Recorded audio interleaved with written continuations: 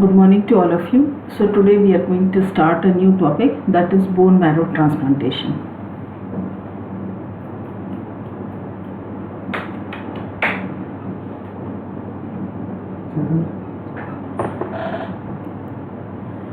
Now healthy marrow and blood cells are needed to live. Okay, we know that it is the bone marrow from where we get precursors. What are precursors? Suppose if we have a mature RBC, WBC and platelet in the blood, the initial cells, which are called as precursor cells, they are made in the bone marrow. Okay, so we need healthy marrow as well as we need the blood cells in order to live, because RBCs are responsible for carrying oxygen, WBC is responsible for fighting against infection, platelets are responsible for clotting. So these are all important factors. We require these two, that is we need a healthy marrow so that we have a continuous supply of the precursor cells as well as the blood cells. Okay, so when disease affects the bone marrow, the issue is this formation of precursors are not possible. Okay, so in that condition a marrow transplantation or a cord blood transplantation could be the best treatment option, and for some patient it is the only potential cure. Okay, so what we have studied till now is we require a healthy marrow and we require blood cells in order to survive, because we have very important functions which are taken care of these cells. But if there is a bone marrow suppression, maybe due to some disease, so the only alternative available is we need to replace the bone marrow. Either you replace the bone marrow or we have cord blood transplant. Okay, so this can be the best treatment, or sometimes this may be the only alternative available for some patients. Now what is a bone marrow transplantation? Bone marrow transplantation is also called as stem cell transplant.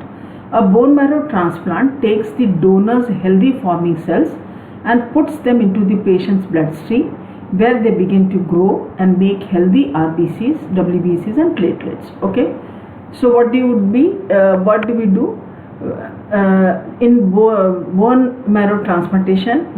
If we have a donor, we take healthy bone forming cells from the donor and we put it into the patient's bloodstream, and once they come to the patient's bloodstream, they grow and they will make RBCs, WBCs and platelets which they were earlier making. Okay, so bone marrow transplantation is also called as stem cell transplant, or it is also called as hematopoietic stem cell transplant. Okay, what do you mean by hematopoietic?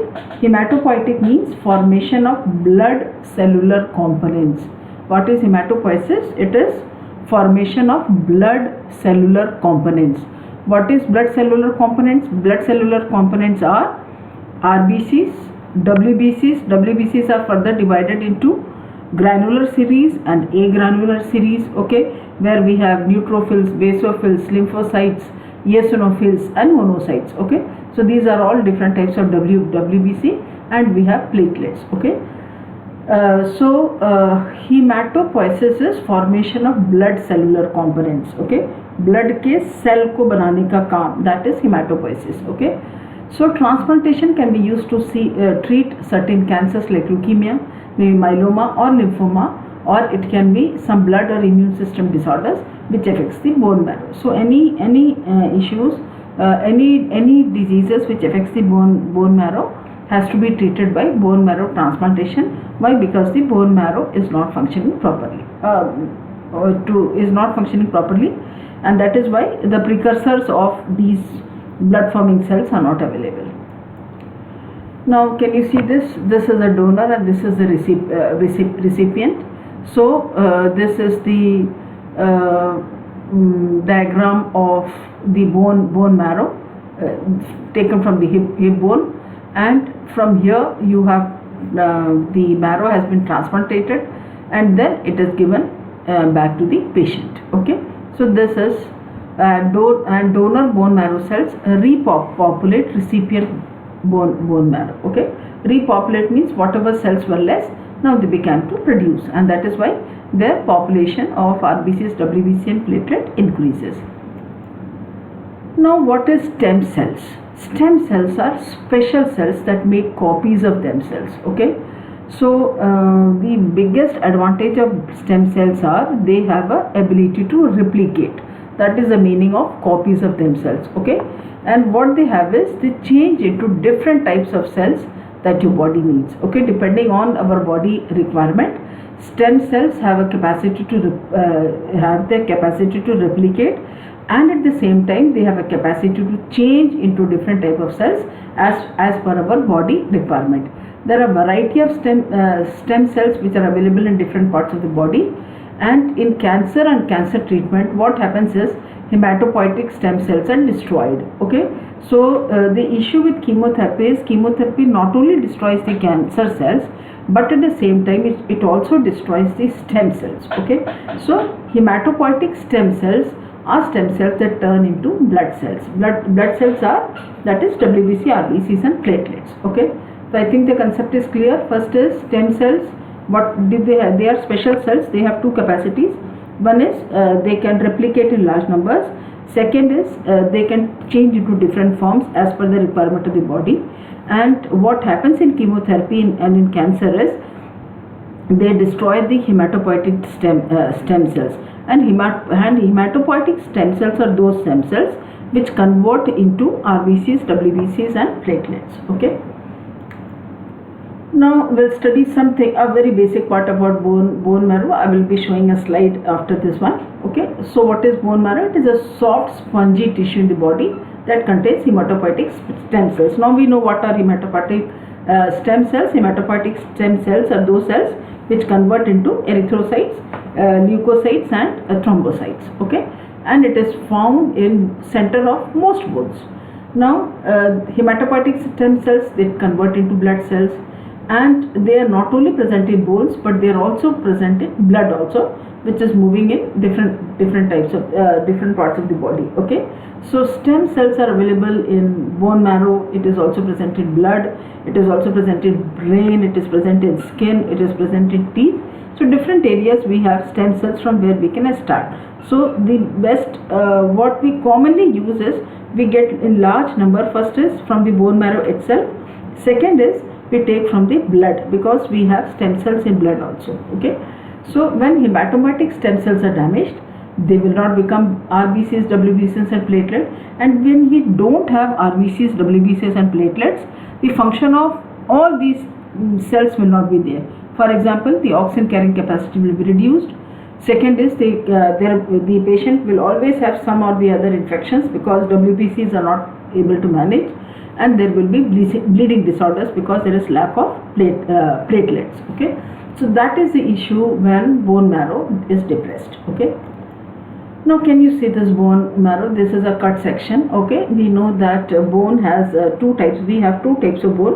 One is spongy bone and second is we have a compact bone. Okay, so the outer side of the bone is the compact bone, this area, and inside it, this central part is all spongy bone, and inside this spongy bone is this bone marrow. This is again a cut section of the bone marrow, where, so when you see this slide, then you understand what bone marrow, in bone marrow what are the things which are available. Okay, first is normoblast with dividing nucleus. Okay, so what happens, what are normoblasts? Normoblasts are nucleated precursors of RBCs. We know that RBC doesn't contain a nucleus, but that is in mature state. That is, erythrocyte is not having a nucleus, but in the precursor form, RBC has different forms. This is normoblast, where you have a dividing nucleus. Okay, so this is a dividing nucleus. Second is myelocyte. What is myelocyte? Myelocyte are the young cell of granulocytic series, that is neutrophils. We know that WBC is divided into granular series and agranular series. In granular series, the topmost is neutrophils. So myelocytes are precursors of neutrophils. Okay, this is erythrocytes, a mature one. Okay, next is again a myelocyte. Okay, then we have eosinophil. Okay, we have granular series and agranular series. So this is eosinophil. Next we have myeloplaques. What is myeloplaques? Myeloplaques are multinucleated cells in the bone marrow. What are myeloplaques? They are multinucleated. Can you see this large number of nucleus? Okay, usually one cell will have one nucleus, but myeloplaques they are cells which have multiple nucleus, and they are present in the bone marrow. Okay, so these are present in the bone marrow with multiple nucleus, and these large cells, these are adipocytes. Okay, adipocytes are those cells which have the capacity to store fat. Okay, they have the capacity to store fat, and they also play a role in endocrine and nervous system also. Okay, so that is our these are the different types of cells which are found in bone marrow. Okay, we have studied what is bone marrow. We have also studied what are the different type of cells which are present. Okay, so I think this picture will understand how important our bone marrow is. Now this is again a structure. So this is the compact bone, the outer part is the compact bone. Okay, this part is the spongy bone, and inside it we have the bone marrow. So, and these are the different blood vessels, the arterial as well as the venous one. Okay, and this is how it is taken. Can you see this diagram? A needle which is inserted inside the bone marrow, and then we take it out. Okay, and this is how it looks. Now we have now understood bone marrow. We have also understood what are the types of cells which are there. Now our topic is bone marrow transplantation. We have three types of transplantation in relation to bone marrow. First is autologous. Okay, so autologous means these cells are coming from your own body. Okay, so what happens is stem cells for an autologous transplant comes from our own body. What happens is earlier also I was telling, in cancer as well as in chemotherapy, what happens is when we give chemotherapy, they destroy the bone marrow also. They destroy the hematopoietic stem cells. So what we do usually is before we start chemotherapy or before we start radiation, we take out the bone marrow or hematopoietic stem cells from the patient, then give high dose chemotherapy or maybe a combination of chemotherapy as well as radiotherapy, and after chemotherapy we replace the bone marrow back to that same patient. Okay, so this is autologous transplant. Okay, autologous transplant, I think it is clear. We take from the patient. Suppose if you have a cancer patient and we know that chemotherapy destroys the hematopoietic stem cells. If this hematopoietic stem cells remain in the body, what happens is these things will be destroyed. So what we do is we take out the hematopoietic stem cells from the patient, then we give store it. I will be showing some slides for that also. Okay, and we give chemotherapy or maybe combination of chemotherapy as well as radiation, and then when after it then we give that same bone marrow back to the patient. Okay, so this transplant is called as autologous transplant. Okay, taken from the same patient, replaced back to the same patient. Okay, after chemotherapy, taken before chemotherapy, replaced after chemotherapy.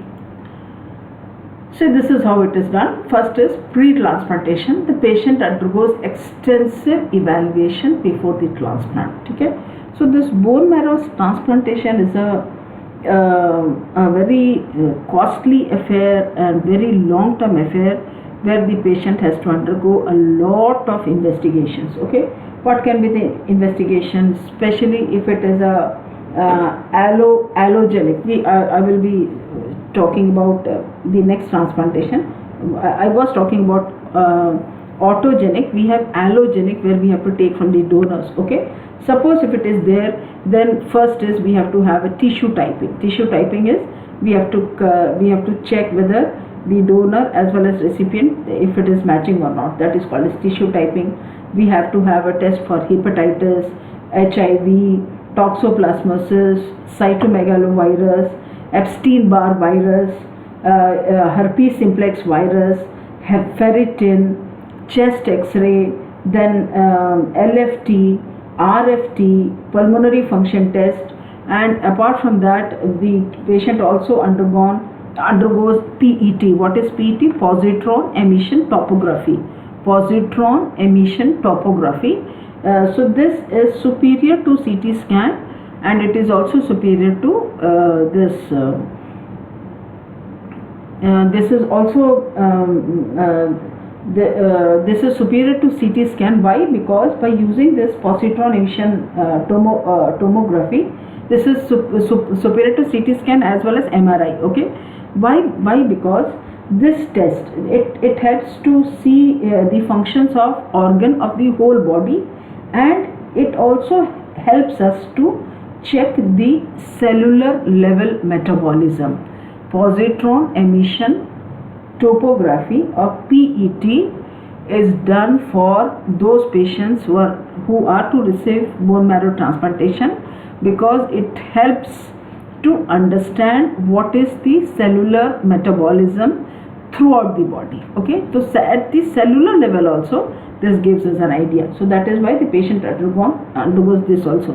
The patient has to take a chest x-ray, echo, then ECG, then bone marrow biopsy. These are the, and maybe some extra depending on the type of cancer the person is having. Okay, so pre-transplantation, the patient undergoes extensive evaluation, and this is the extensive evaluation which I was talking about. Okay, apart, suppose if the patient has some abdominal issue, then the patient will be having X-ray as well as the ultrasound of the abdomen. Okay, so depending on the type of cancer, additional investigations will be done. So pre-testing, pre-transplantation, the patient undergoes extensive evaluation before the transplant. Second is preparation for the transplant.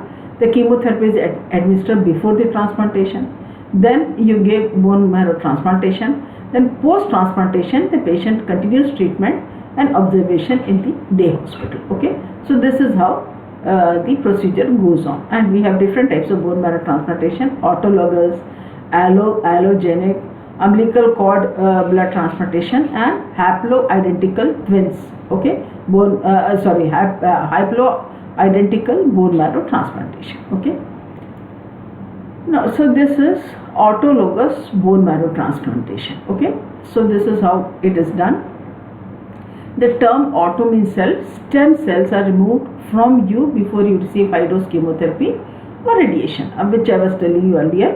The stem cells are stored in freezer, and this freezer is called as cryopreservation. Okay, so cryopreservation is used because we use nitrous oxide for this. After high-dose chemotherapy or radiation, the stem cells are put back to the body to regenerate the normal cells. Okay, so this is first part. You remove the bone marrow is removed from or blood is drawn. We have two things: either you take blood or you take the bone marrow, whichever is feasible, you take it. Okay, then this stem cell collected, from whichever option it is collected. Then what we do is the stem cells are stored or frozen. Okay, and we know that chemotherapy destroys the bone marrow. Then after chemotherapy, stem cells are returned to the bloodstream. Okay, through the central venous catheter. They are returned back to the bloodstream through central venous catheter. Okay, so this is all about autologous bone marrow transplantation. Okay, now after chemotherapy, the stem cells are returned to the body, restoring the immune system and your body's ability to produce red blood cells. Okay, so this is also called as auto transplant or stem cell rescue. This is also called as stem cell rescue. Why are we using this word rescue? Because we are rescuing the stem cells before it is destroyed by chemotherapy. Okay, now is allogenic transplant. Okay, allogenic transplant. So stem cells for allogenic transplant comes from another person. So autogenic we have understood. We take from the patient, give it back to the patient after chemotherapy. Next is allogenic transplant. Stem cells from allogenic transplant come from another person. It is not the same patient. The only difference here is it is taken from the donor. Okay, so The donor stem cells are given to the patient after the patient has received chemotherapy or the radiation, and this is also called as allotransplant. Okay, so many people have graft versus cancer cell effect during allotransplantation. Okay, so graft versus cancer cell effect. What is the meaning of this? This is when a new stem cell recognizes and destroys the cancer cells which are still in the body, and this is way allotransplant work to treat the cancer. Okay, so what is the advantage of allotransplant? What we have is graft versus cancer cell effect. Graft is the new cells which have entered inside the body. Now these cells, they recognize as well as destroy the cancer cells which are still in the body, and this is how a allogenic transplant works. Okay, is it clear? In the autogenic transplant, we were saving the bone marrow before it is destroyed by chemotherapy, and what we are doing here is we are taking donor cells from another donor, giving it to the patient after chemotherapy. Similar to autogenic, it is given after chemotherapy. After chemotherapy, this is what happens: graft versus cancer cell effect. So what is this? The new stem cells, they recognize and destroy the cancer cells that are still in the body, and this is how it treats the cancer. Okay, so this is allogenic transplantation. Okay, so bone marrow containing, so this is replaced here. So finding a donor matches necessary steps for allotransplantation. Okay, so a match is a healthy donor whose blood proteins, which is called as human leukocyte antigen, HLA, human leukocyte antigen, closely matches yours. This is called as HLA typing. I was talking in investigation about tissue typing. This is tissue typing. Okay, human leukocyte antigens, HLA typing. So this HLA typing, or this is the matching which we take, which we have to match between the donor as well as the recipient. HLA stands for human leukocyte antigen. So this has to closely match with yours. Okay, so siblings from the same parents are often the best match. Siblings means a brother can give to the sister, or another brother, and vice versa. But another family member also can give, or maybe unrelated. Sometimes unrelated volunteer. Volunteer means somebody is ready to give his stem cells. Sometimes they can be matched, but whoever it is, the HLA matching has to be done. That is, human leukocyte antigen match has to be done. So this is how it is done. This is the donor. The stem cells are collected from the patient's bone marrow. I have already told you earlier, we collect bone marrow from two sources. Either it is bone, or it is bone marrow of the bone, or it is blood. Okay, then it is processed. So bone marrow from the peripheral blood is taken to the processing laboratory, where the stem cells are concentrated and prepared for the freezing process. Okay, so once you take the blood cells, a series of processing is there. What we do is we concentrate it, and then it is prepared for freezing. Now this is cryopreservation. Okay, so bone marrow or blood is preserved by freezing. Okay, to keep the stem cells alive till they are infused into the patient's bloodstream. What we want is this bone marrow, which contains precursors of, which contains the stem cells, they have to be alive.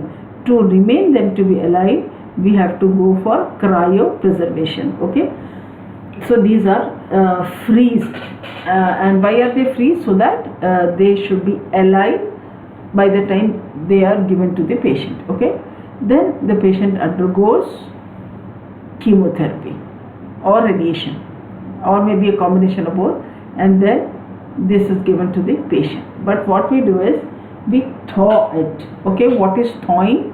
See, here we are freezing. We cannot keep the frozen component. It has to be thawed. What is thaw? What we do is we have a rapid heating. We have a centrifuging as well as heating. We in labs we have a machine which is called a centrifuge. We centrifuge, and at the same time it is heated very rapidly. So that is called as thawing, THAW. Okay. So thawed stem cells are infused to the patient. Okay. So this was allogenic transplant process. Now the another problem here is graft versus host disease, GVHD. Okay.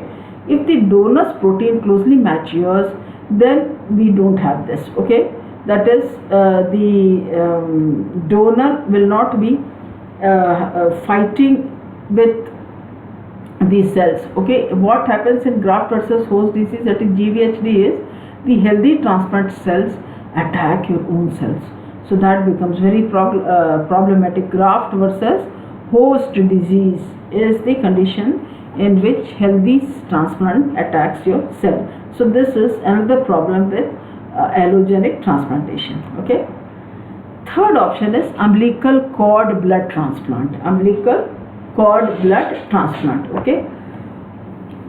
So in this, stem cells from umbilical cord blood are used. Okay. Stem cells from umbilical cord, and it has been found that this HLA typing is much easier with cord blood. So around the world, cord blood is being used. Then other option. Okay, parent-child transplant and haplotype mismatch transplant. Cells from a parent, child, brother, sister are not always a perfect match. Okay, but they are only 50% match.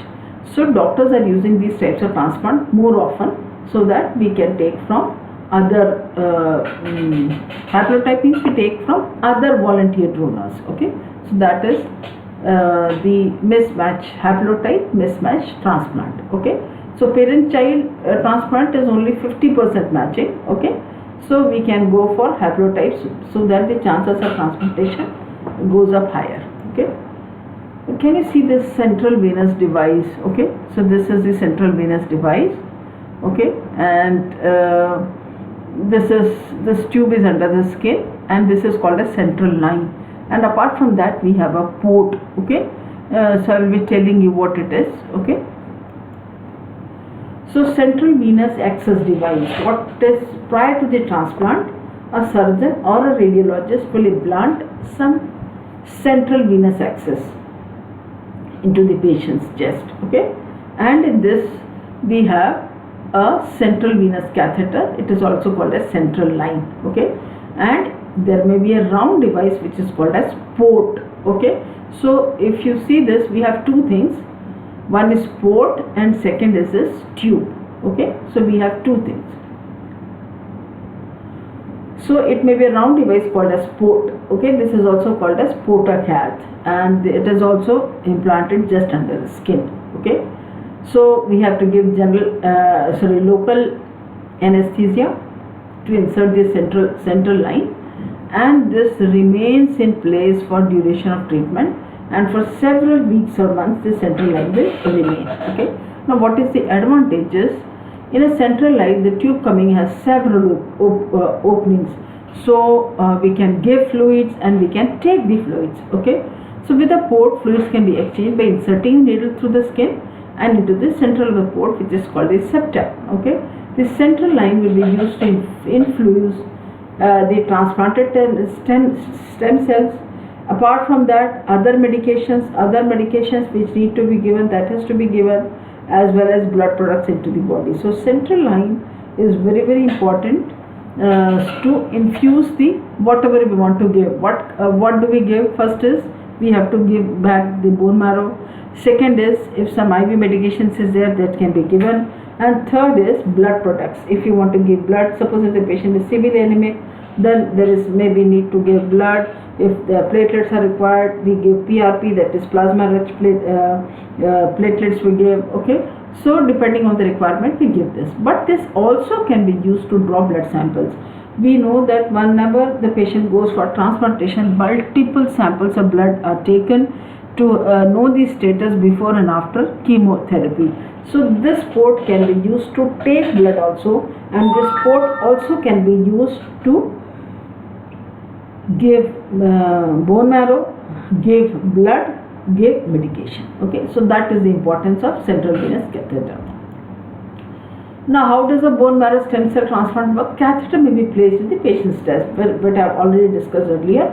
Okay, and then if chemotherapy, medication, blood transfusion, anything, this can be given. And the biggest advantage is this greatly reduces the amount of needles because everything is done through this tube also. Okay, so everything is this is very good. Okay. Now, how does a auto transplant work? First is collect your stem cells. Okay, so first you will get injections of medication to increase your stem cells. We have medications available to increase the stem cells. We give that, and then we collect these samples from the vein or from the chest. Okay, and then they are stored until they are needed. Okay, they are stored until they are needed. Second is step 2. Step 2 is pre-transplantation treatment. So this takes for 5 to 10 days, and what we do is we have high dose of chemotherapy and sometimes radiation therapy. Okay. Step 3 is it takes 30 minutes approximately for each dose of stem cells. Okay, and in this what we do is we replace back the stem cells back to the patient through the catheter. Okay, and sometimes multiple infusions are required. Okay. Fourth is recovery. Your doctor will closely monitor your cells recovery and growth, and you will take antibiotics to reduce infection. Okay, and at the same time if some side effects are there, we shall be studying what are the side effects later. Okay, so that also is treated, okay, as per the requirement. Now is allotransplant. How does an allotransplant work? First is a donor identification. We know that autotransplant we don't need a donor. Why? Because the patient is donor himself. Okay, but in allotransplantation we need to have a donor. Okay, so step 1 is naturally donor identification, and this HLA type I have already told you what is HLA typing. So this has to be checked whether it is okay within limits, and we have to test on potential donors, and if donors from the family are not available, then you should register in the volunteer registry for unrelated donors. Okay, so donors are, first is auto, where the donor is the patient himself. Then is allogenic, we take from the patient, we take from the family members, or we take it from outside volunteers also, which are not related to the patient. Okay. Next is, once the donor is identified, we have to collect stem cells from the donor. Okay. So stem cells from the donor are collected either through blood or through bone marrow. Okay. So suppose if you are taking from bloodstream, then we need to give medications to increase the number of WBC. Okay. Then once these injections are given, after that stem cells are collected from the bloodstream. Okay.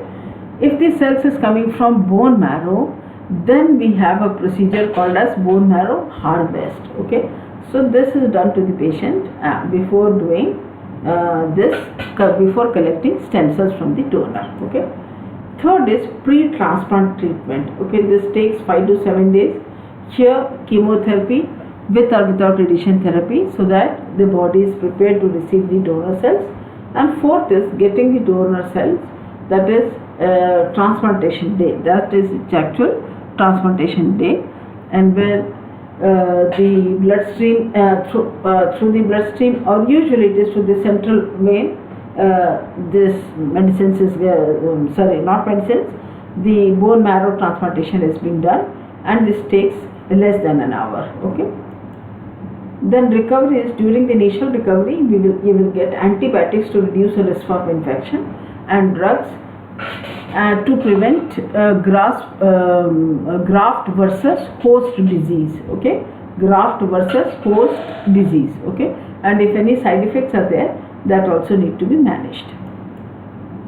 Now, recovering from a bone marrow transplantation. Recovering from a bone marrow transplantation. Okay, so recovery from a bone marrow transplantation, it takes time. and it is always in stages. It takes a very long time. Okay, so as long-term recovery moves forward, so there will be a schedule of regular medical checkup, and this may be for months or years. So that is the long duration of recovery, where the patient may need to come monthly, then quarterly, then yearly, and this will continue for years together. Then is during the initial recovery, we have to watch for infection, because infection is one of the most common side effect. Okay, because chemotherapy damages the immune system. Okay, and it takes time for a very long time to work, for the immune system to work again. So it is time taking, and by the time the patient recovers, you have to take care of the patient so that infection does not take place. Okay. Next, to reduce infection, what we do is we give antibiotics. Okay, and we have drugs available to prevent or manage graft versus host disease. Okay, and then we have recommendations to prevent infection immediately after the transplantation. Okay, now the most common thing is, it is common to develop an infection after bone marrow transplantation. Even if you are very careful, all aseptic precautions you have used, but still you can have infection. Okay, so the doctor will be closely monitoring. You will have blood tests, and you will also get blood transfusion through the central catheter. Okay. Now the side effects of autologous transplantation. First is highest risk of infection.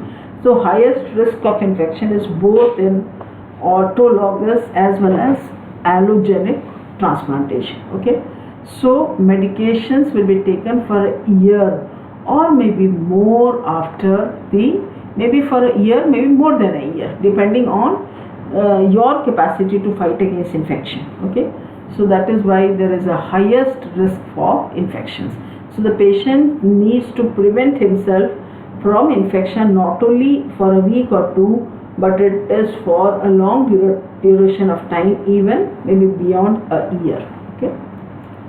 Now, what are the signs of infections? We already know, but I thought I will just make a list. First is fever, and we know that whenever infections is there, the child will, or a person will have fever above 100.5 degree Fahrenheit, or maybe 38 degrees or higher, or above. The patient will be having chills. There may be mouth, throat sores, or a toothache, abdominal pain. Maybe there will be pain near the anus. The patient may have sores in the anus or the rectum, or the patient can have diarrhea. Then the patient may have burning micturition, maybe breathing, maybe the person may be dyspneic. The patient may be having cough, or redness, swelling, pain, especially around the cut wherever central line is inserted, or some surgery is there for management of cancer. We know that if a growth is there, the surgical intervention has to be there to remove that growth. Okay, so maybe in the place of surgery, or maybe in the vein of central line, there can be redness, swelling and pain. Okay, and there can be itching in the vagina, sometimes with a discharge. Okay, so these are the signs of infection. Now, other immediate side effects of this autologous is nausea, vomiting. You will have sores in the mouth, fatigue. The level of platelets will be less, and that is why the chance of bleeding disorders are high. There will be RBCs are less, which predispose to anemia. There will be diarrhea. Okay, these are other immediate side effects of autologous. Okay, long-term side effects are infertility, cataracts, sexual side effects, early menopause, thyroid problems, lung or bone damage, or there can be even occurrence of another cancer. You came with the history of one type of cancer, but after some time there can be remission. So these are long time side effects. So if this occurs, then it is the same process. The child or the person has to go double for the other type of cancer also. Okay. Now, side effects on allo transplant: infection. Okay, so infection will be there. Highest risk of infection. That was what I was telling. The infection is the common side effects for both allogenic as well as autogenic. Okay, so gradually the risk will lessen over time, because the body will take over and the body itself will start producing RBCs, WBCs and platelets, or the bone marrow function will come back gradually. Okay. And in allogenic, we have a biggest problem of graft versus host disease, that is GVHD. Okay. So what happens in this, we already know that the donor stem cells will start attacking your body. Okay. Even if it is 100% match, still there can be GVHD. So we have medications available to prevent GVHD. And suppose if GVHD occurs, then we need medications to manage, and sometimes it can be even life-threatening. And GVHD can be acute or chronic, maybe mild and maybe severe. Acute GVHD is which occurs in first 3 months after allo transplantation. Okay. GVHD, it occurs, what is acute GVHD? It occurs within first 3 months after allo transplantation, and this affects the skin, intestines and liver, and rashes, diarrhea and jaundice can be there. Okay. And jaundice we know as which causes a yellowish discoloration of the eyes as well as the mucous membrane. Okay. Then how do we treat for GVHD is we block the T cells. Okay. We block the T cells, and what are T cells? They are WBCs, which help the immune system to fight infection. Okay. So once you block the T cells, so this graft versus host disease this fighting will be reduced by blocking the T cells. Okay. Now what is chronic? Develops after 3 months. So our borderline is 3 months. If it occurs before 3 months, it is acute. If it occurs after 3 months, it is chronic. Okay. So this chronic GVHD can last throughout the lifetime. There may not be any symptoms. Okay. Or sometimes treatment also may not be required. Okay.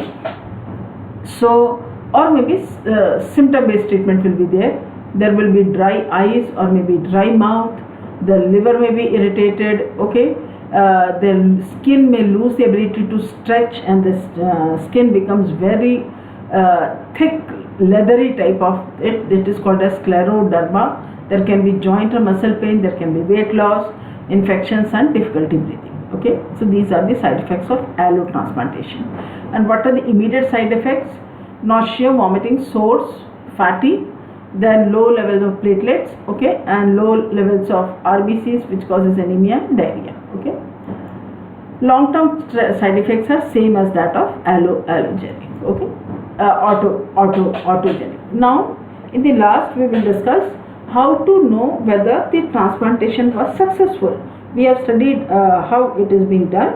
Now how to know whether the transplantation has worked? First is the blood counts are back to the safe levels. Not what are blood counts? The RBC, WBC and the platelets, they are safe. Okay.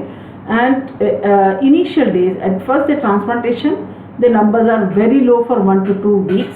Gradually it builds up. Okay. And when they are low in first 2 weeks, that is a time when there are risk of infection, bleeding and tiredness. And during this period, we need to give maybe platelets, maybe blood, depending on the requirement, and maybe antibiotic to fight against infection. I think your concept is clear. Once we give transplantation,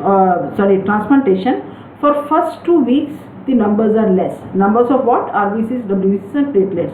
So the functions of RBC will not be there. Infection control will not be there. To fight against all these things, we need to give blood, or maybe if platelets are less, we give platelets, or if infection is there, we give antibiotics. Okay. So then gradually when the stem cells they multiply, the blood counts return to normal. So this is how you know that the transplant is working. Okay. And if cancer is also controlled, so bone marrow transplantation is also given for example, if you are giving in leukemia, what you find is your cancer is controlled. Okay. So this is another lymphoma and leukemia. So this is the best thing which can occur. So remission is having no symptoms of cancer. Now what is the role of nurses? They are specialized oncology nurses. They work besides transplant physicians and assist by providing pre and post transplant care to those patients whose bone marrow has been deceased. For example, for those patients who have leukemia, maybe anemia, juvenile osteoporosis, etc. Okay. So success of bone marrow transplantation depends on a multidisciplinary approach, because there are many things which are need to look into. Okay. So the nurse,